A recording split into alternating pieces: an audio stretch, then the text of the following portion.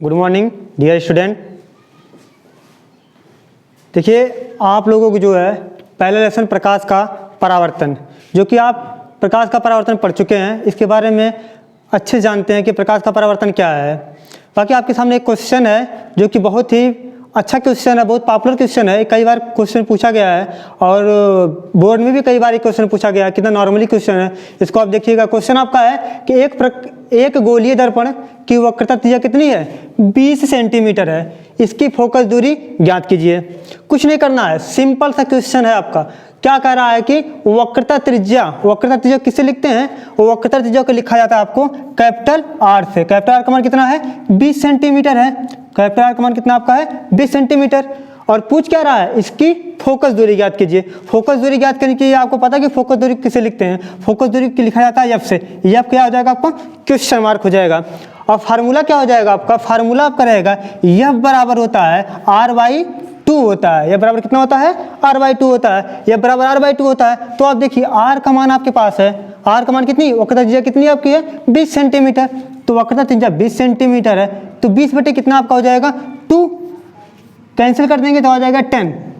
ये 10 आपका है क्या, 10 सेंटीमीटर है। ये 10 आपका कितनी है, फोकस दूरी, यानी एफ का मान कितना आ गया, 10 सेंटीमीटर। यहाँ कितना हो जाएगा आपका, ये हो जाएगा आंसर। देखिए कुछ नहीं करना, नॉर्मली क्वेश्चन है बिल्कुल। आप वक्रता त्रिज्या का मान आप जानते हो, वक्रता त्रिज्या का मान कितना दिया गया है, 20 सेंटीमीटर गया है, और फोकस दूरी का मान पूछ रहा है। और एफ का मान आप क्वेश्चन मार्क लगा दीजिए। एफ बराबर कितना होता है, r/2 होता है।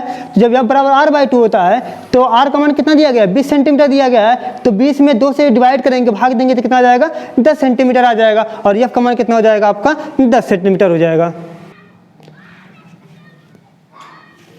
देखिए वक्रता त्रिज्या आपकी कितनी दी है यहाँ पे। देखिए दूसरा क्वेश्चन आपका क्या है, दूसरा क्वेश्चन आपको क्या कह रहा है, दूसरा क्वेश्चन आपको कह रहा है कि उस उत्तल दर्पण की क्या करिए, फोकस दूरी ज्ञात कीजिए, जिसकी वक्रता त्रिज्या कितनी है, 32 सेंटीमीटर। कुछ नहीं करना है, इसके पहले जो क्वेश्चन आपको बताया गया था सेम क्वेश्चन वही है, कोई चेंजिंग नहीं इसमें है, सिर्फ क्वेश्चन का थोड़ा सा अदल बदल कर दिया गया है। देखिए इसमें क्या, उस उत्तल दर्पण की क्या करिए, फोकस दूरी ज्ञात कीजिए। पहले फोकस दूरी है, फोकस दूरी को आप जानते हैं किससे लिखा जाता है, फोकस दूरी को एफ से लिखा जाता है। एफ पहले क्या करिए, क्वेश्चन मार्क लगा दीजिए। एफ पे क्वेश्चन मार्क लग गया आपका। फोकस दूरी ज्ञात कीजिए, उसकी वक्रता त्रिज्या कितनी है, 32 सेंटीमीटर। आपको पता है वक्रता त्रिज्या किससे लिखा जाता है, वक्रता त्रिज्या को किससे लिखते हैं, कैपिटल आर से लिखते हैं। तो कैपिटल आर बराबर कितना हो जाएगा आपका, 32 सेंटीमीटर हो जाएगा। अब देखिए एफ आपके पास, आर आपके पास है, एफ निकालना है तो कौन सा फार्मूला यूज होगा, आपको पता है कि वक्रता त्रिज्या ज्ञात करने के लिए एफ बराबर फार्मूला होता है r/2। कितना होता है, r/2। जबकि r का मान कितना है, क्वेश्चन में आपको दिया गया है, r का मान कितना दिया गया है, 32 सेंटीमीटर। तो कितना दिया गया है, 32 सेंटीमीटर। देखिए r का मान 32 सेंटीमीटर है और अपॉन कितना है, 2। यहाँ आप काटेंगे, 2 एक अन्नम 2, एक इसके पास जाएगा, हो जाएगा 12, 2 छक्का 12, यानी कितना आ जाएगा आपका 16 सेंटीमीटर। ये 16 सेंटीमीटर किसका है, अरे भाई 16 सेंटीमीटर एफ का मान है, फोकस दूरी आप जो निकाले हैं। एफ बराबर कितना हो जाएगा, 16 सेंटीमीटर, ANS। देखिए आप क्वेश्चन क्या था, क्वेश्चन आपका था उस उत्तल दर्पण की फोकस दूरी ज्ञात कीजिए, जिसकी वक्रता त्रिज्या कितनी है, 32 सेंटीमीटर। और बताइए फोकस दूरी ज्ञात करनी है। पहले फोकस दूरी किससे लिखते हैं, स्मॉल एफ से। एफ बराबर कितना हो जाएगा, क्वेश्चन मार्क हो जाएगा। और वक्रता त्रिज्या किससे लिखते हैं, कैपिटल आर से। आर बराबर कितना हो जाएगा, 32 सेंटीमीटर। आर बराबर 32 सेंटीमीटर। फार्मूला आपका क्या होता है, एफ बराबर होता है r/2। एफ का मान हमको निकालना है, एफ क्वेश्चन मार्क है। आर का मान कितना दिया गया है, 32 सेंटीमीटर। देखिए 32 बटे कितना हो जाएगा, 2। तो 2 से काटेंगे, 16 दूनी 32। तो एफ का मान कितना आ गया, 16 सेंटीमीटर। नॉर्मली क्वेश्चन है, कुछ नहीं, बस एकदम इजी क्वेश्चन है। और कई बार क्वेश्चन ये पूछा भी गया आपको जो है।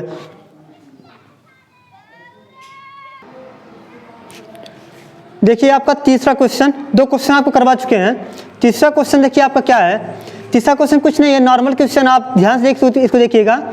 लिखा गया, कोई अवतल दर्पण अपने सामने 10 सेंटीमीटर दूरी पर रखे किसी बिंब का मतलब क्या है, एक वस्तु है, बिंब का 3 गुना, क्या है, 3 गुना आवर्धित का मतलब क्या होता है, बड़ा। आवर्धित मतलब होता है क्या, बड़ा। वास्तविक प्रतिबिंब, प्रतिबिंब कैसा है, वास्तविक है, वास्तविक प्रतिबिंब बनाता है। प्रतिबिंब दर्पण से कितनी दूरी पर है, पूछ रहा है कि प्रतिबिंब जो है दर्पण से कितनी दूरी पर है। कुछ नहीं करना है, बस आप क्वेश्चन को एक बार अच्छे तरीके से देख लीजिए। यहाँ देखिए क्या है, 10 सेंटीमीटर दूरी पर क्या है, बिंब रखा है, यानी क्या रखा है, एक वस्तु रखी गई है जिसकी दूरी कितनी है, 10 सेंटीमीटर। आपको पता है कि वस्तु को ऑब्जेक्ट किससे लिखा जाता है, u से, तो u बराबर आपका हो जाएगा कितना, 10 सेंटीमीटर। लेकिन ध्यान दीजिएगा, u तो 10 सेंटीमीटर हो गया लेकिन वस्तु को हमेशा किससे लिखा जाता है, निगेटिव से, यानी कि माइनस से।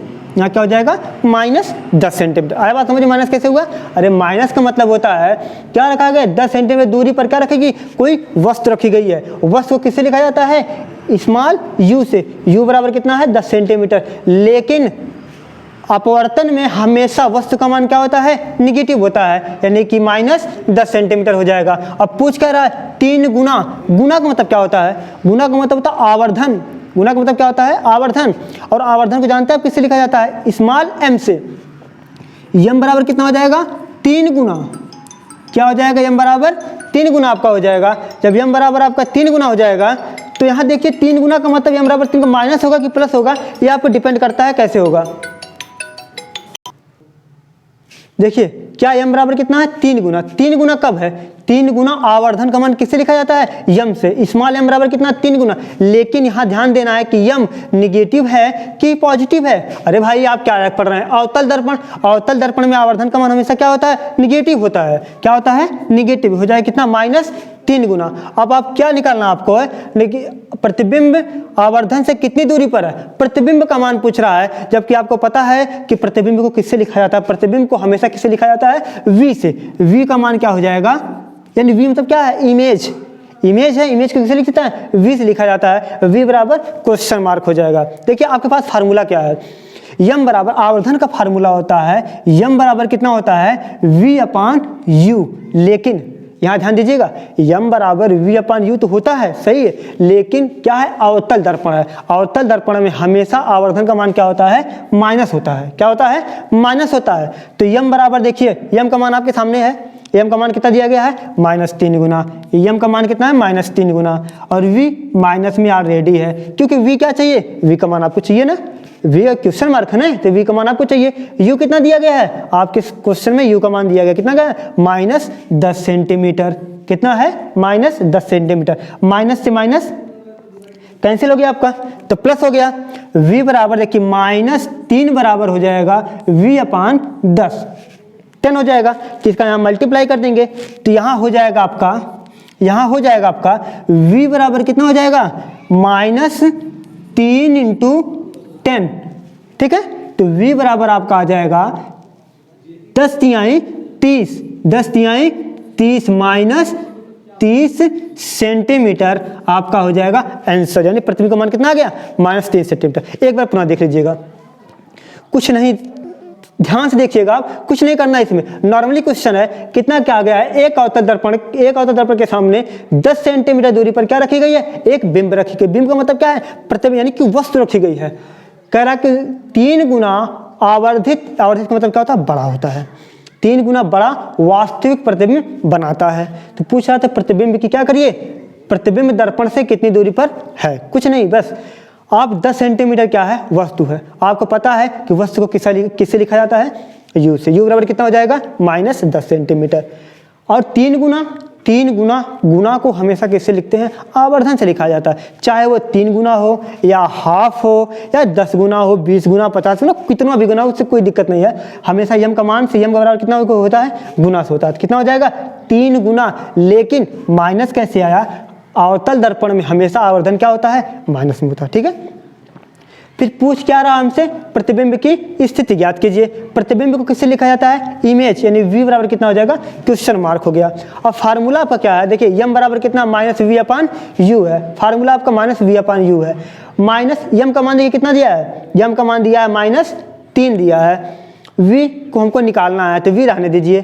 फिर यहाँ पे क्या है, u है, u का मान कितना है, u का मान देखिए यहाँ पे कितना है, 10 सेंटीमीटर। लेकिन -10 सेंटीमीटर, -10, माइनस ऊपर क्या होगा, कैंसिल हो जाएगा। ठीक है, माइनस कैंसिल हो गया, कितना हो जाएगा, प्लस हो जाएगा। तो यहाँ देखिए हो गया प्लस में v/10 10 यानी v/10 -3 बराबर। यहाँ देखिए इसका मल्टीप्लाई किया, यहाँ इसका गुणा किया इसमें, तो कितना -3 गुणे 10, 10 तिहाई कितना होता है, 10 तिहाई 30 होता है। यहाँ आप 30 कर लीजिएगा, -30। यहाँ देखिए वी कितना हो गया, -30 सेंटीमीटर, जो आपको ज्ञात करना था। इमेज का मान आपको प्रतिबिंब आपको ज्ञात करनी थी, वी का मान आपके सामने है। देखिए क्वेश्चन आपका क्या है, वायु में, ये देखिए यहाँ क्वेश्चन आपका क्या है, क्वेश्चन नंबर 4 आपका है। कितना बढ़िया क्वेश्चन है, बहुत ही बढ़िया क्वेश्चन है, कई बार बोर्ड में पूछा गया, बहुत बार बोर्ड ने पूछा, बोर्ड के साथ साथ आपका कंपटीशन में भी कई बार क्वेश्चन पूछा गया। आपका पूछा गया क्वेश्चन देखिए आपका है, वायु में प्रकाश, देखिए प्रकाश वायु में 1.5 अपवर्तनांक की कांच की प्लेट में क्या करता है, प्रवेश करता है।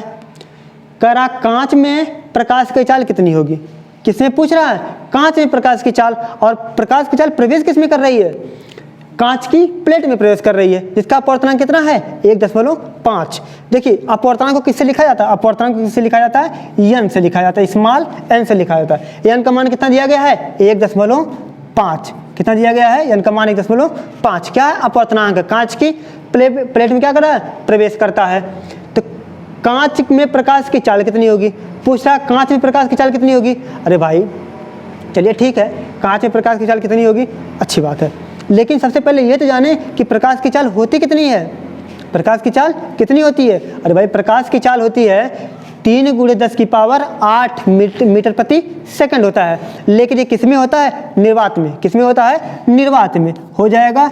निर्वात में प्रकाश की चाल, प्रकाश की चाल, निर्वात में प्रकाश की चाल कितनी हो जाएगी, 3 × 10⁸ मीटर प्रति सेकंड, ये होता है। अरे भाई निर्वात में प्रकाश की चाल कितनी होती है, 3 × 10⁸ मीटर प्रति सेकंड होता है। अब देखिए आपका आंसर क्या है, किससे पूछ रहा है, कांच में प्रकाश की चाल पूछ रहा है, तो n बराबर आपका हो जाएगा, फार्मूला देखिए आपको, फार्मूला पर क्या होगा, n बराबर पहले माध्यम, यानी कि पहले माध्यम में प्रकाश की चाल, पहले माध्यम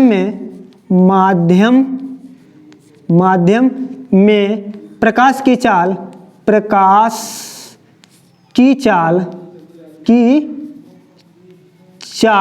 बटे हो जाएगा दूसरे माध्यम में प्रकाश की चाल, दूसरे माध्यम में प्रकाश की चाल, क्या है, दूसरे माध्यम में प्रकाश की चाल, यानी कि अपवर्तनांक बराबर हो जाएगा पहले माध्यम में प्रकाश की चाल बटे कितनी हो जाएगी, दूसरे माध्यम में प्रकाश की चाल। आपको पता है पहले माध्यम में प्रकाश की चाल कितनी है, कितना है, 3 × 10⁸ मीटर प्रति सेकंड। त्यार n का मान देखिए आप लिखे हैं ना, n का मान कितना है, 1.5 लिख दीजिए। 1.5 बराबर पहले माध्यम में प्रकाश की चाल कितना है, 3 × 10⁸ बटे दूसरे माध्यम में प्रकाश की चाल v2, ये हो जाएगा।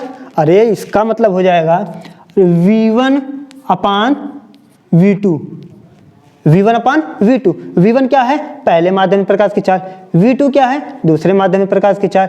n बराबर 1.5 बराबर 3 × 10⁸ मीटर प्रति सेकंड बटे कितना हो जाएगा, v2 का मान हमको चाहिए, v2 का मान चाहिए, तो हो जाएगा आपका v2 बराबर, देखिए v यहाँ आएगा और ये कहाँ चला जाएगा, इसके पास चला जाएगा, क्योंकि मल्टीप्लाई में क्या होता है, रिफ्लेक्शन हो जाता है। तो हो जाएगा v2 बराबर 3 × 10⁸ बटे कितना है, यहाँ पे कितना है, 1.5 है, 105 है, 10 से परमेयीकरण करा दीजिए, गुणा करा दीजिए ऊपर नीचे, हो गया। तो 3 दहा में कितना हो जाएगा, 30, तो 30 × 10⁸ बटे कितना हो जाएगा, 15।